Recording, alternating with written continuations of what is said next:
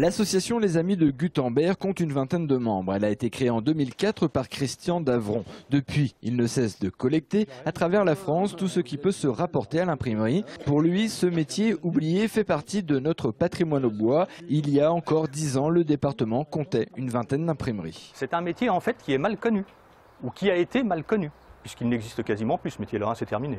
Pour autant, Christian veut le mettre en avant et créer un atelier musée. Problème, à part les membres de l'association, peu de monde s'intéresse à l'imprimerie d'antan. Il envoie des courriers aux communes pour l'aider à créer son musée. Sur 11 contactés, 3 répondent négativement. L'idée tombe à l'eau, le cœur n'y est plus. Christian veut se débarrasser de tous ces outils d'imprimerie et autres machineries. Quand on a retapé tout ce matériel, c'était pas dans le but de s'en débarrasser, quoi. Ce qui m'embête, c'est qu'on voulait laisser au moins une trace de ce patrimoine et que ça n'aura plus lieu, c'est fini. Dans l'Aube, il n'y aura rien, c'est clair. Si on se sépare de ce matériel-là, il ne sera plus récupérable dans l'Aube. Quand même malheureux. Bon, d'autre part, moi, c'est un sentiment d'échec. Il est lancé là-dessus pour laisser quelque chose, pas pour moi, j'en ai rien à faire, mais pour l'Aube, un patrimoine qui est quand même important.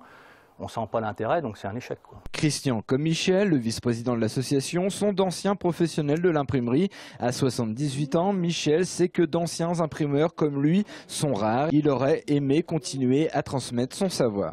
Et derrière nous, il n'y a plus personne, puisqu'il n'y a plus d'école qui forme. Vous voulez, il n'y a pas vraiment de nostalgie. Enfin, il y en a quand même un peu, bien sûr. Enfin, on ne va pas se cacher le problème. Si on fait ça, c'est parce qu'on est un petit peu... pas nostalgique du passé, parce que ça avait ses difficultés, c'était lourd, il fallait manipuler du plomb, de l'encre, des matériaux sales, et puis pas forcément bien sains d'ailleurs. Et puis bon, c'était des métiers quand même assez durs, il y avait les travaux de nuit, il y avait tout ça.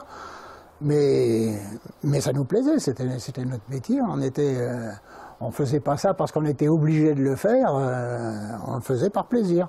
Leur espoir reste encore gravé. Ces passionnés continuent de communiquer autour de leur idée de musée. Christian attend le coup de téléphone de toute personne susceptible de l'aider à imprimer son musée dans la réalité.